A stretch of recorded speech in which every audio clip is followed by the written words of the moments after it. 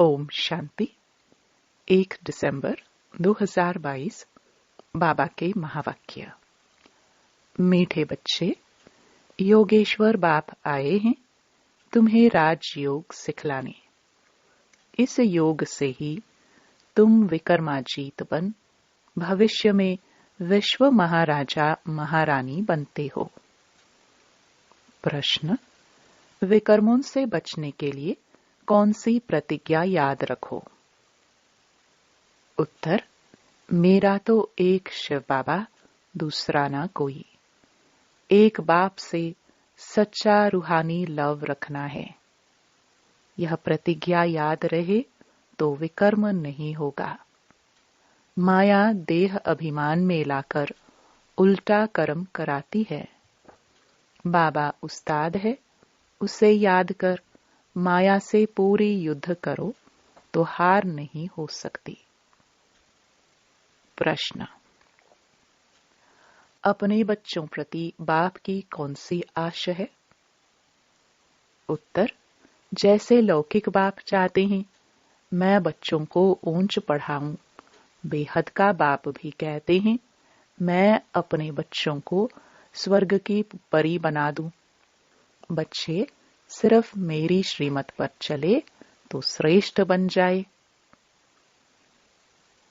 गीत तकदीर जगाकर आई हूं। ओम शांति।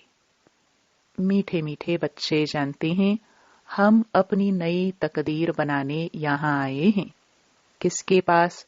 योगेश्वर के पास, सिखलाने वाले ईश्वर के पास। इसको कहते हैं राजयोग। ईश्वर योग सिखलाते हैं। कौन सा योग?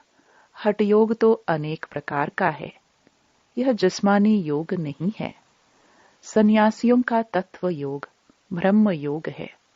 उनको ईश्वर योग नहीं सिखाते। तुम बच्चे जानते हो परमपिता परमात्मा हमको फिर से कल्प पहले मुहाफिक राजयोग सिखलाते हैं।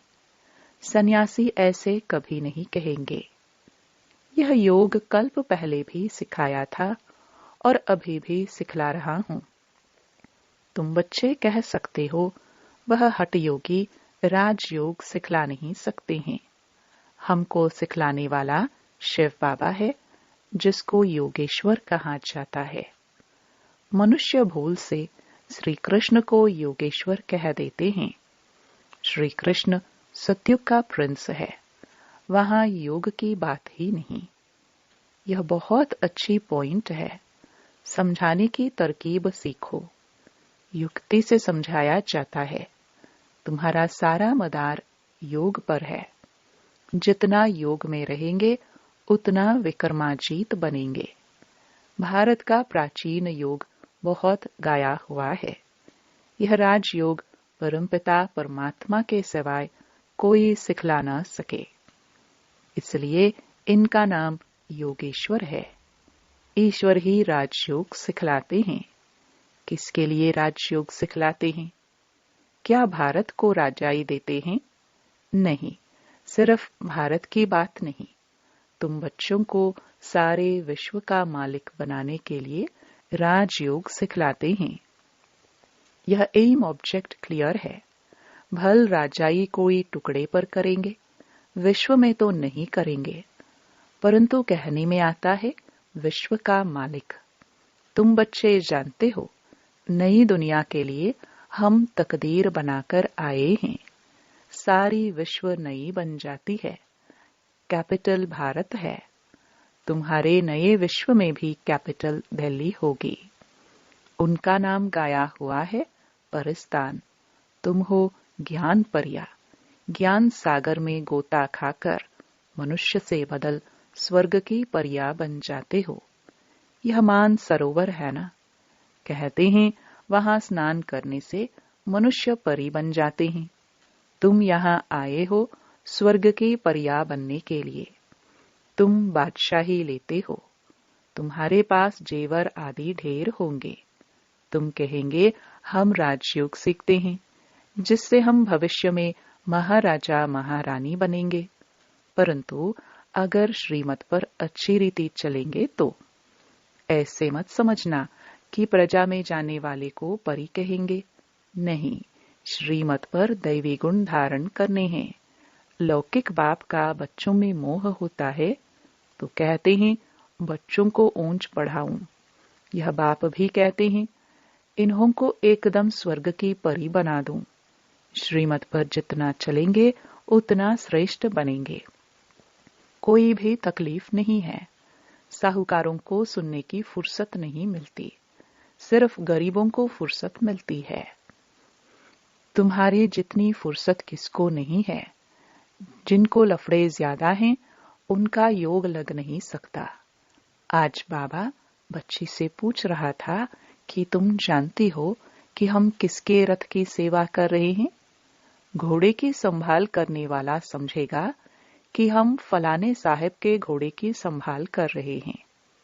तुम भी जानते हो यह किसका रथ है। अगर शिव बाबा को याद कर तुम इस रथ की सेवा करो तो तुम बहुतों से अच्छा पद पा सकती हो। यह हुआ रथ। याद तो शिव बाबा को करना है। यह भी याद रहे तो बेड़ा पार हो सकता है। बाबा कहाँ के लिए राजयोग सिखलाते हैं? भविष्य नई दुनिया के लिए, और सिखाते हैं संगम पर।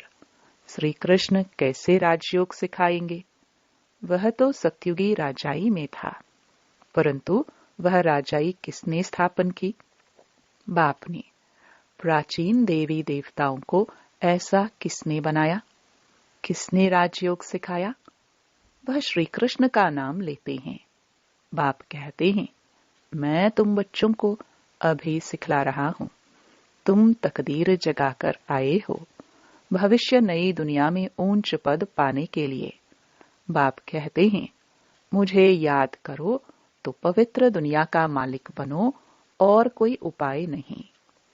एक तरफ याद करते हैं पतित पावन आओ, दूसरे तरफ नदियों को कहते हैं पतित पावनी। कितनी भूल है। बात छोटी है, परंतु मनुष्यों की आंख खोलनी है। बाप जब आते हैं आकर समझाते हैं कि पतित पावन मैं हूं। मैं ही तुमको ज्ञान स्नान कराए पावन बनाता हूं। यह पतित दुनिया है। सन्यासी अनेक प्रकार के योग सिखलाते हैं, परंतु राजयोग तो एक ही सिखलाने वाला मैं हूं। परमपिता परमात्मा को ही पतित पावन कहते हैं। उनको कितना याद करना चाहिए। फिर मैनर्स भी अच्छे चाहिए। हम 16 कला संपूर्ण बनते हैं। खान पान शुद्ध होना चाहिए। कोई झट धारण करते हैं। गाया हुआ है सेकंड में जीवन मुक्ति। एक जनक थोड़े ही होगा। मिसाल एक का दिया जाता है। द्रौपदी एक थोड़े ही होगी। सबकी लाज रखते हैं। स्त्री पुरुष दोनों को पतित होने से बचाते हैं। गीता में श्री कृष्ण का नाम लिख दिया है। इस समय तुम बच्चे जो कुछ भी करते हो भक्ति में यादगार बनता है। शिव बाबा का कितना बड़ा मंदिर है।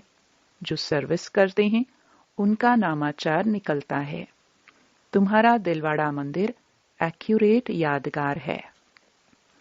नीचे तपस्या कर रहे हो, ऊपर राजाई के चित्र खड़े हैं। अभी तुम बाप से योग लगा रहे हो स्वर्ग का मालिक बनने के लिए। स्वर्ग को भी याद करते हो। कोई मरता है तो कहते हैं स्वर्ग पधारा, परंतु स्वर्ग है कहाँ यह किसको मालूम नहीं। समझते हैं भारत स्वर्ग था, फिर ऊपर कह देते हैं। बाप समझाते हैं सेकंड में जीवन मुक्ति गाई हुई है, फिर भी कहते हैं ज्ञान का सागर है। जंगल को कलम बनाओ, सागर को स्याही बनाओ तो भी खूटता नहीं। पिछाड़ी तक चलेगा तो मेहनत की जाती है ना। सेकंड की बात भी ठीक है। बाप को जाना तो बाप का वर्षा है जीवन मुक्ति। साथ साथ यह समझाया जाता है तो चक्र कैसे फिरता है, धर्म कैसे स्थापन होते हैं। कितनी बातें हैं समझाने की। साथ में बाबा को याद करो, वर्षे को याद करो। तुम याद करते हो, निश्चय भी करते हो। हम विश्व की बादशाही ले रहे हैं, फिर क्यों भूल जाते हो? बाबा कहते हैं, जितना याद करेंगे उतने विकर्म विनाश होंगे। इसमें टाइम लगता है, जब तक कर्मातीत अवस्था हो जाए। कर्मातीत अवस्था हो गई, फिर तो तुम यहां रह नहीं सकते हो। बच्चों को वर्षों से समझाते रहते हैं, बात है बिल्कुल सहज।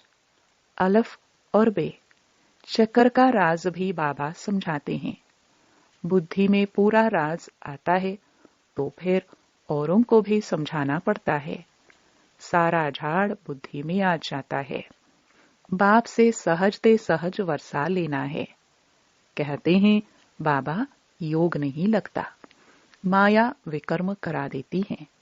बाप समझाते हैं, बच्चे अगर विकर्म कर लिया फिर तो बहुत पुरुषार्थ करना पड़ेगा। माया देह अभिमान में लाकर उल्टा काम करा लेती है। बाप कहते, बच्चे मेरा बनकर कोई भी विकर्म नहीं करो। तुमने प्रतिज्ञा की है, मेरा तो एक है बाबा, दूसरा ना कोई। जैसे कन्या की जब सगाई होती है तो पति के साथ कितना लव हो जाता है, तो बेहद के बाप से कितना लव होना चाहिए। तुम्हारा कितना गुप्त लव है, वह है जिस्मानी, यह है रूहानी। उनकी प्रैक्टिस पड़ गई है। यह तुम घड़ी घड़ी भूल जाते हो, क्योंकि नई बात है। अपने को आत्मा समझ बाप को याद करना है। तुम हो खुदाई खिदमतगार, तुम हो रूहानी सेवाधारी। तुम लड़ाई के मैदान में खड़े हो। बाबा उस्ताद भी खड़ा है। कहते हैं, माया के साथ पूरी युद्ध करो, जो यह 5 विकार प्रवेश ही न करे। लिखते हैं, बाबा यह भूत आ गया। बाबा कहते हैं, इन भूतों को भगाते रहो। यह तो अंत तक आएंगे और ही जोर से तूफान आएंगे। अज्ञान में भी कभी नहीं आए होंगे, वह भी आएंगे। तुम कहेंगे वानप्रस्थ में थे, कभी ख्याल भी नहीं आता था। ज्ञान में आने से काम का नशा आ गया। स्वप्न भी आते रहते हैं। यह क्या? यह वंडरफुल ज्ञान है। कोई मूंझ कर छोड़ भी जाते हैं। बाबा बता देता है, तूफान बहुत आएंगे। जितना पहलवान बनेंगे, माया बहुत पछाड़ेगी। इसलिए महावीर बन स्थिरियम रहना है। बाबा की याद में रहना है। कर्म में नहीं आना है। कर्म में आने से विकर्म बन जाता है। बहुत पुरुषार्थ करना है। खराब आदतें निकालनी है। अविनाशी सर्जन जानते हैं, यह बाबा भी जानते हैं। माया के अनेक प्रकार के विघ्न पड़ते हैं। यहाँ बहुत शुद्ध बनना है। चाहते हो हम सूर्यवंशी बने तो लायक बनना पड़े। यह है राजयोग, प्रजायोग नहीं है। तो पुरुषार्थ कर राजाई लेनी चाहिए।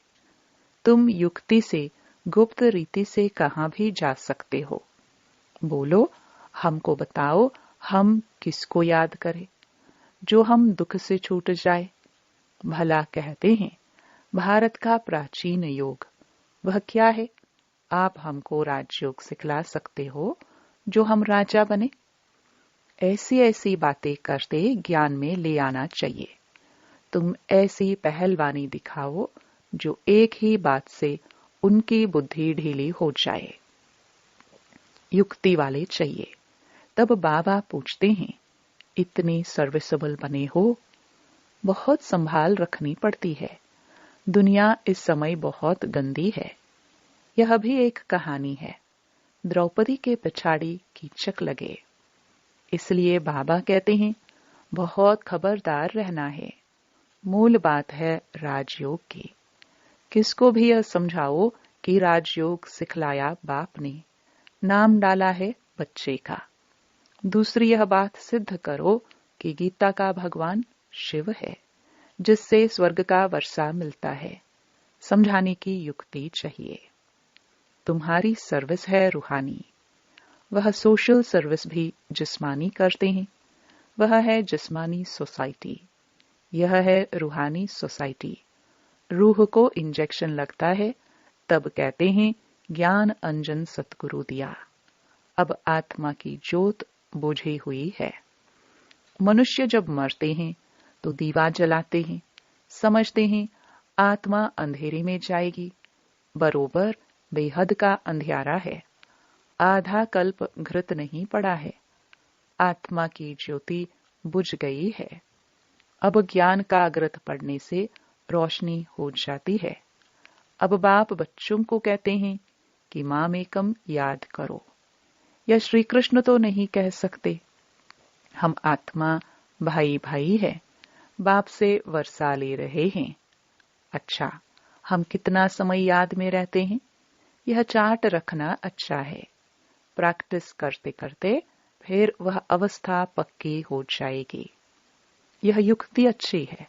सर्विस भी करते रहो, चार्ट भी रखो, फिर उन्नति को पाते रहेंगे। अच्छा, मीठे मीठे सिखिलदे बच्चों प्रति माता पिता बाप दादा का याद प्यार और गुड मॉर्निंग। रूहानी बाप की रूहानी बच्चों को नमस्ते। धारणा के लिए मुख्य सार। पहला, कोई भी भूत अंदर प्रवेश न हो, इसकी संभाल रखनी है। कभी भी माया के तूफानों से मूंझना नहीं है। खराब आदतें निकाल देनी है। दूसरा, याद का चार्ट रखना है। साथ साथ रूहानी सेवाधारी बन रूहों को ज्ञान का इंजेक्शन लगाना है। वरदान, कोई भी कार्य करते सदा दिल तख्त नशीन रहने वाले बेफिक्र बादशाह भव।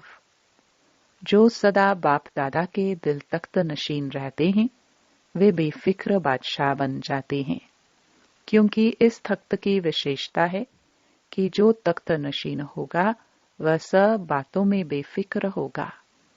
जैसे आजकल भी कोई कोई स्थान को विशेष कोई न कोई नवीनता विशेषता मिली हुई है, तो दिल तख्त की विशेषता है कि फिक्र आ नहीं सकता। यह दिल तख्त को वरदान मिला हुआ है, इसलिए कोई भी कार्य करते सदा दिल तख्त नशीन रहो। स्लोगन, नंबर आगे लेना है तो स्नेह और सहयोग के साथ शक्ति रूप धारण करो। ओम शांति।